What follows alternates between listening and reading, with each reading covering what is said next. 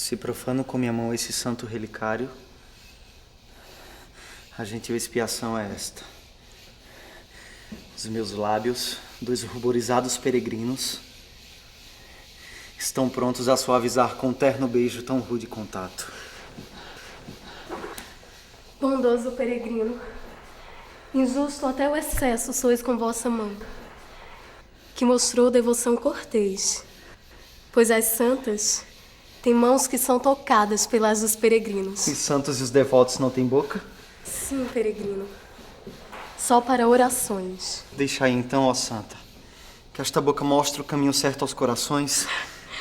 As santas são imóveis, mesmo atendendo às orações. Então fica quietinha. Eis o devoto, em tua boca me limpo dos pecados.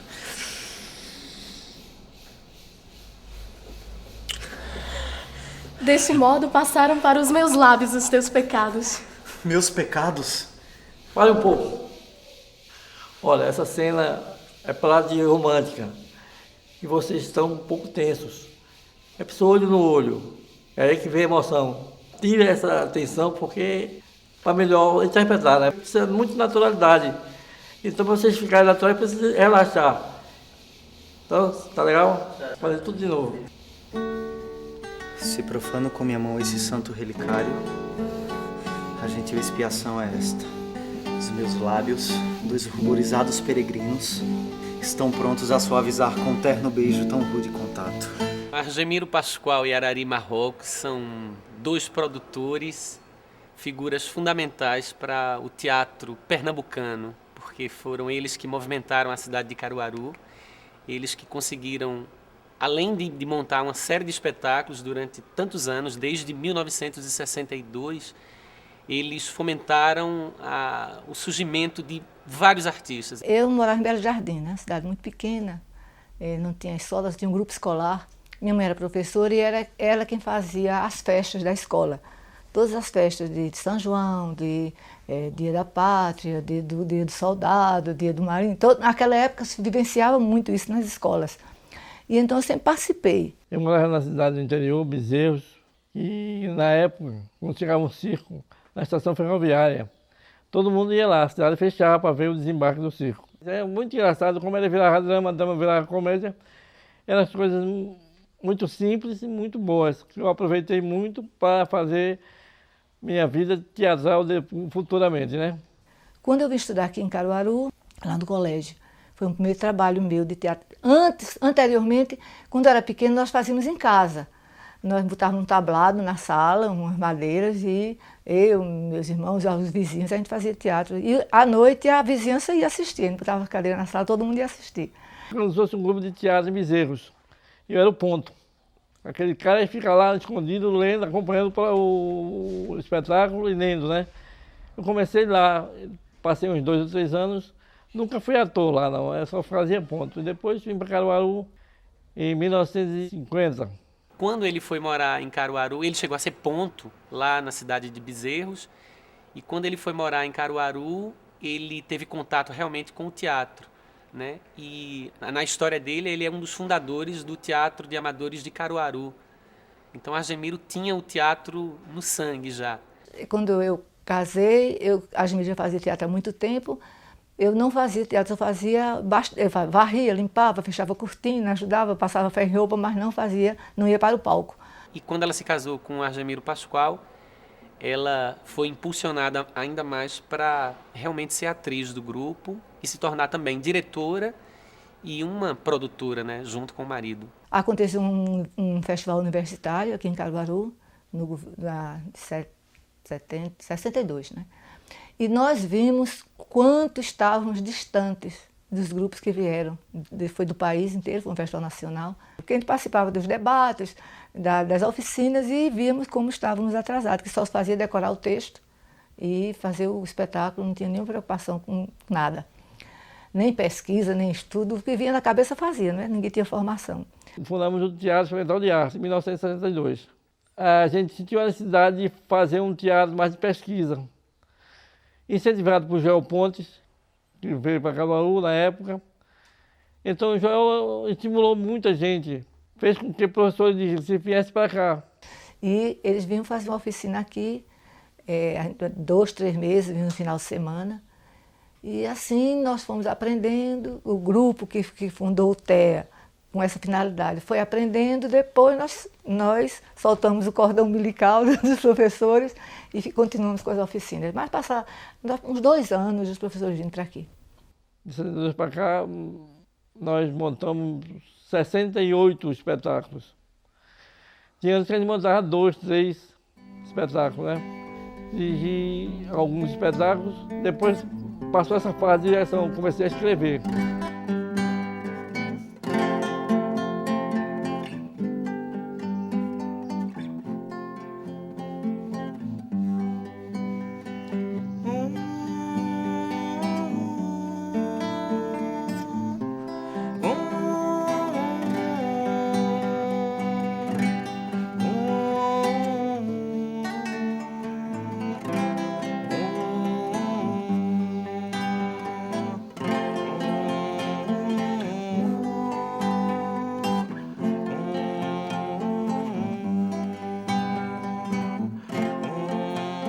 Pascoal Carlos Magno chamava o casal de os embaixadores da cultura caruaruense, exatamente porque, tanto no texto de Argemiro, ele fazia questão de pôr os objetos de cena já como rubrica de texto das coisas da Feira de Caruaru, os costumes todos eram localizados, mesmo que se tratasse de um assunto que tinha um interesse universal, mas era localizado em uma determinada região do país que você identificava como Caruaru. Numa época não tinha local de fazer ensaios, só podia fazer o espetáculo, mas não podia fazer ensaio, então precisava de um local para ensaio. Então transformei a minha garagem no teatro. Coloquei o nome de Lício Neves, foi um poeta muito importante de Caruaru e nós quisemos fazer essa homenagem a ele. Então colocamos o nome do teatrinho, Teatro de Bolso, para 70 pessoas, e o nome Lício Neves.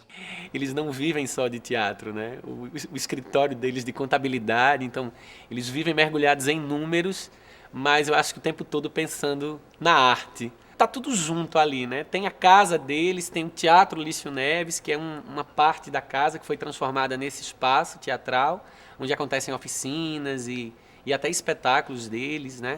Durante esse tempo todo eles nunca se afastaram da contabilidade, né? E são artistas que conseguiram unir as duas profissões. Isso é muito legal e curioso também. O Pablo nasceu no dia da estreia do espetáculo. Foi Society Baby Doll, do Teatro de Amadores de Caruaru. Né? Argemiro era ator naquela época. Ele nasceu no dia do espetáculo, ele nasceu às 7 horas e o espetáculo era 8 e pouco, né? Já nasci dormindo nos bancos da radiodifusora lá de noite, ensaiava, eu ficava lá dormindo, né? E eu convivia com isso, né? O tempo todo. Então sempre estava lá perto. Nós íamos para os ensaios, estava pequenininho, a gente levava, encostava 2 cadeiras lá, levava almofada, levava tudo. Naquele tempo não tinha carrinho, não tinha essas coisas, né? A gente levava, botava ele lá, ele assistia espetáculo, viajava por todo canto que a gente ia, a gente levava Fábio bem pequenininho, novinho, com meses, ele já viajava com a gente. Rapaz, essa história de fazer teatro, eu acho que a gente vive fazendo teatro, né? É uma coisa que não tem como, né? Acho que o tempo todo você está fazendo isso, né? Você está provocando isso, né? Sempre. O tempo todo você não para. Eu acho que desde quando você nasce. Essas coisas do detalhe que a odontologia me dá, do detalhe pequenininho, isso é que eu acho que me traz para o teatro. Vamos lá, pode ir subindo, uma mão, a outra. Ok. Vai aparecendo o rosto devagar. Terminar a fala, segura um pouquinho o choro, tá? Eu gosto muito da analogia de que o artista realmente é uma semente, eu acho que toda pessoa é uma semente, né? Ali nos DNAs ali daquela pessoa já tem algo ligado e propício para fazer arte. Tem que ter essa semente, mas aí realmente você tem que ter a pessoa que rega e que cuida. O mestre é fundamental nesse regar, né, dessa semente. Comecei lá e de lá saí para outras experiências, mas tenho o meu início no TEA, com a oficina permanente que eles mantêm até hoje. Na época que comecei a fazer teatro era a ditadura, né? Foi de 75 às 5, porque eu conheci Adjimiro através de um festival que teve na Escola Professor Marissete, e quando ele chegou lá, a primeira coisa que ele fez foi convidar os jovens a participarem do TEA. E nós partimos para lá. Então tinha aquela coisa de trabalho, e depois da escola, no terceiro horário, era que a gente ia fazer teatro. Quer dizer, partia para a casa dele 10 horas da noite e saía 2, 3, 4 da manhã. Ele levava a gente em casa, né, com aquele cuidado. E até hoje acontece isso. No começo eu frequentava lá as oficinas, porque de frente do colégio os amigos iam e faziam teatro. E aí vamos lá, vamos ver. Aí eu ia como espectador, passei um ano lá na plateia, só assistindo. E sem coragem, não tinha vontade de passar para o palco e fazer aquilo que eles faziam. E aí, de repente, a Arari me pegou pelo braço mesmo, literalmente. Foi lá na plateia, me pegou, arrastou para o palco e... Não, faça, você vai fazer.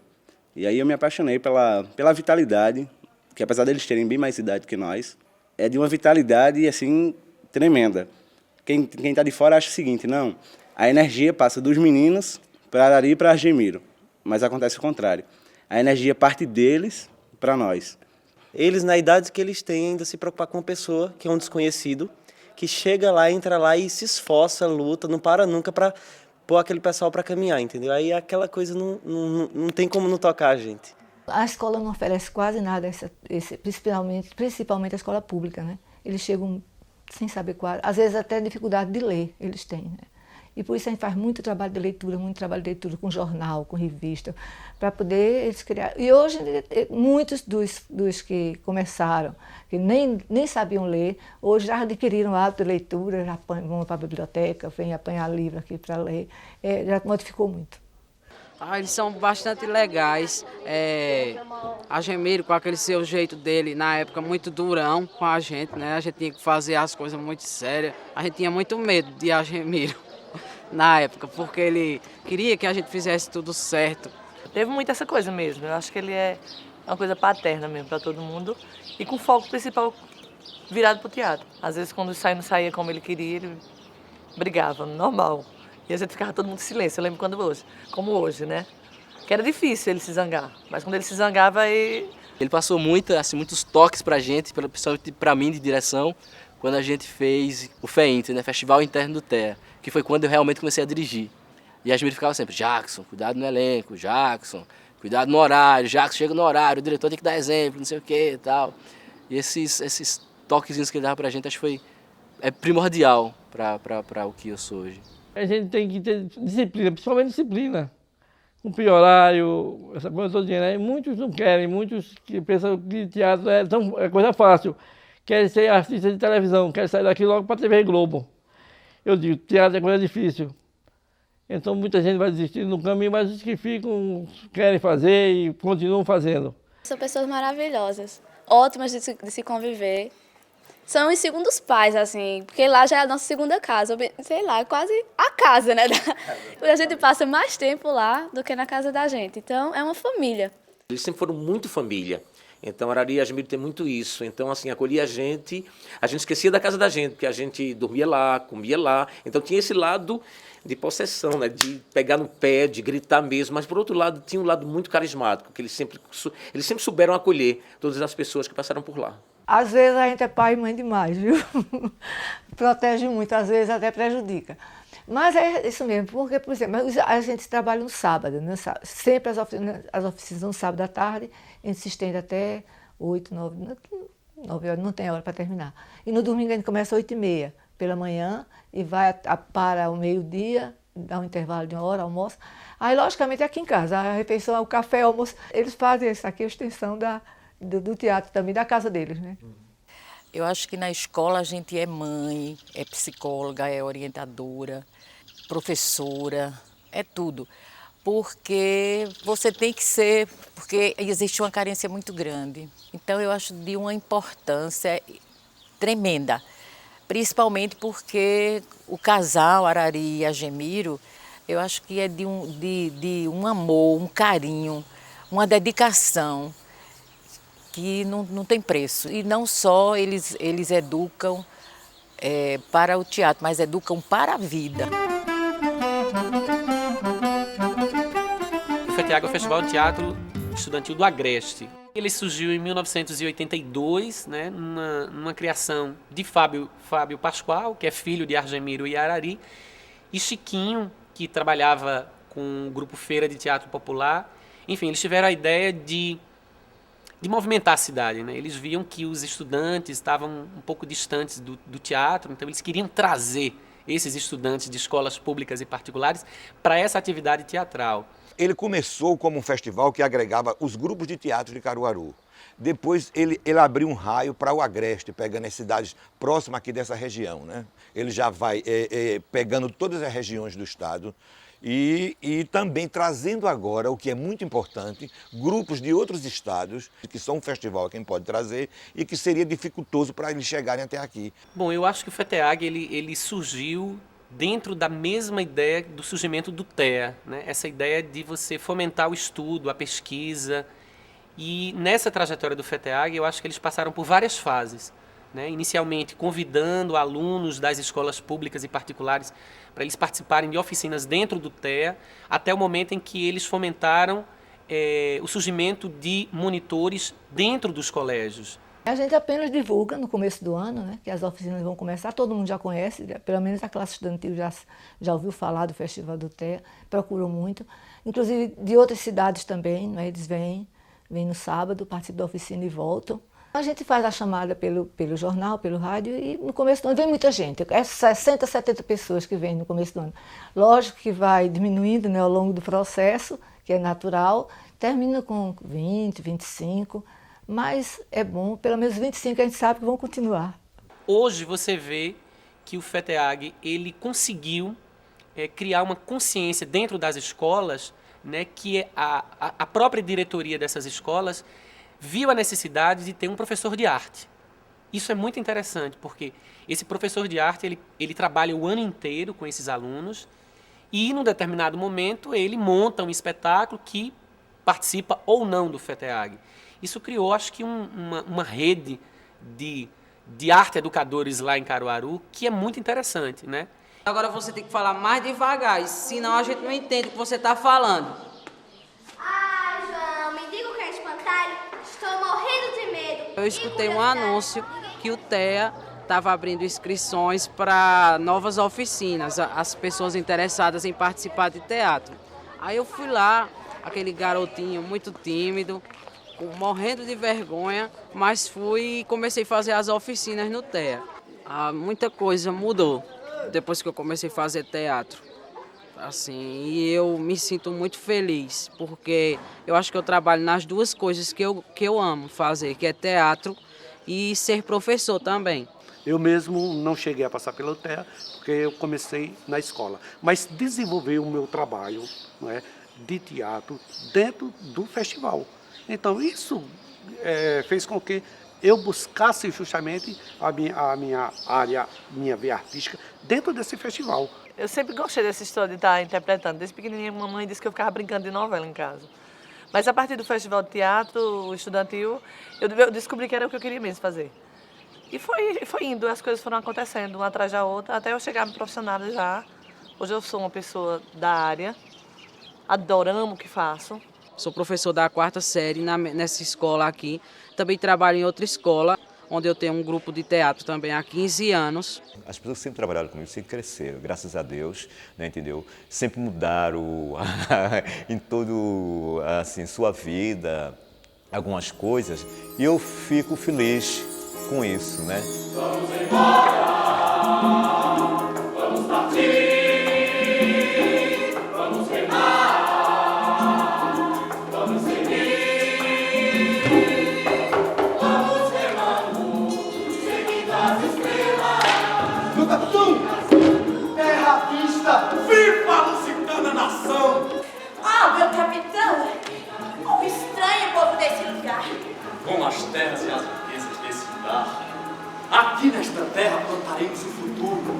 Vamos embora, vamos partir. Atualmente, eu estou atuando como diretor, mas eu venho trabalhando como ator, cenógrafo e figurinista dentro dos espetáculos, desenvolvendo em alguns grupos, um pouquinho de maquiagem, Aquela coisa, né, como artista do Nordeste, como a gente fala, principalmente do interior, tem que se virar em 1000.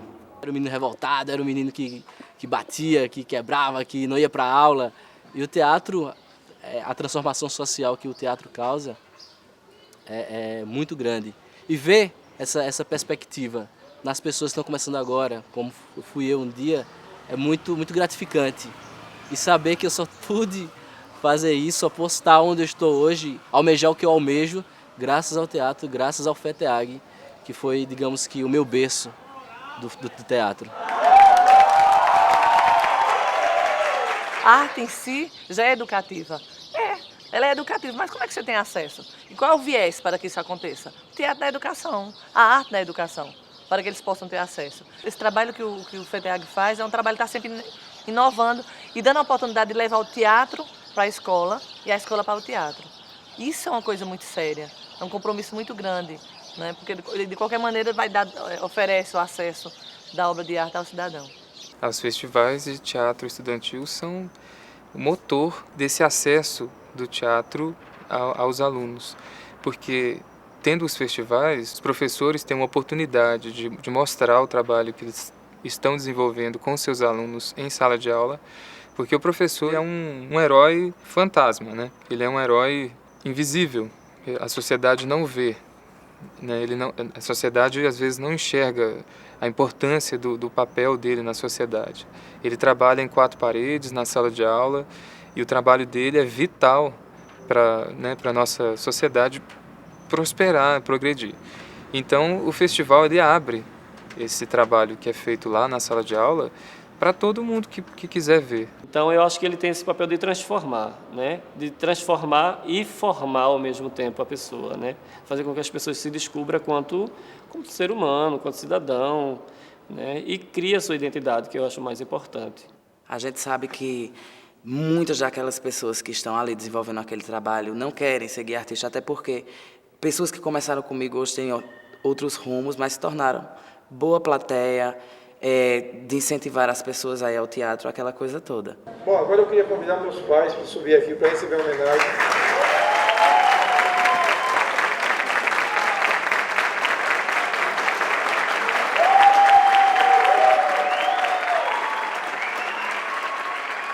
Essa disponibilidade dos dois de estar sempre trabalhando com o novo, com o estudante que está reiniciando ano a ano, o grupo que está se renovando, a oficina que está se renovando, isso é uma coisa. A outra coisa, mexer com os colégios, né? Estimular os monitores a trabalharem um determinado período em cada colégio.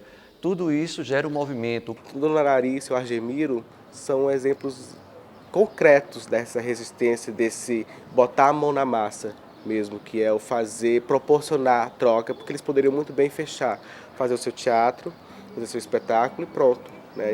Já alimentaria a alma deles, mas não, eles não contentes, eles proporcionam esse encontro de estudantes, de pessoas que estão despertando fazer teatral, de pessoas que estão discutindo, pessoas não só de Pernambuco, mas pessoas do Brasil todo, que comungam desse amor pelo teatro.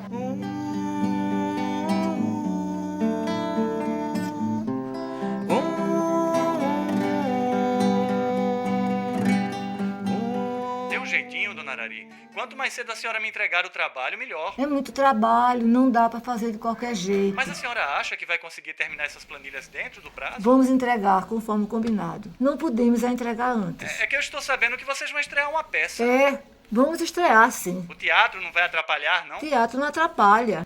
Mas a gente se preocupa. Eu sei, mas está tudo sob controle. Já falhamos com o senhor alguma vez? Nunca, pelo contrário. Pois então, quinta-feira, no final da tarde, o senhor vai receber as planilhas. Tá bem, vou aguardar então. Dê lembranças ao seu Argemiro por mim. Dou sim. Até logo. Até. Everton, eu vou lá no teatro, viu? Daqui a meia hora eu volto. Se ligarem pra mim, diga que eu fui ao médico.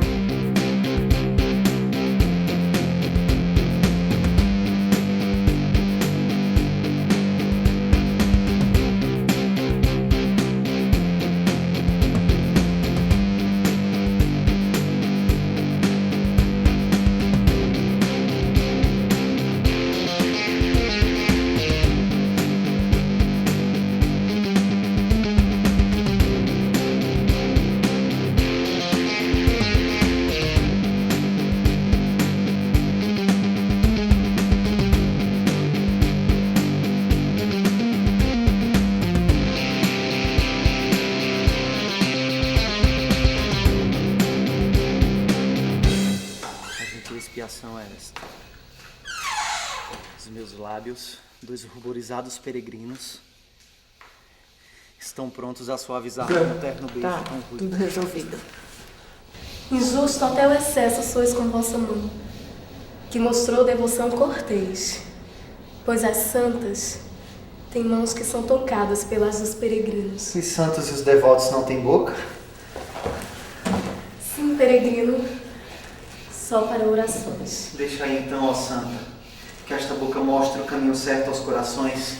As santas são imóveis, mesmo atendendo às orações. Então fica quietinha. Eis o devoto. Em tua boca, me limpo dos pecados.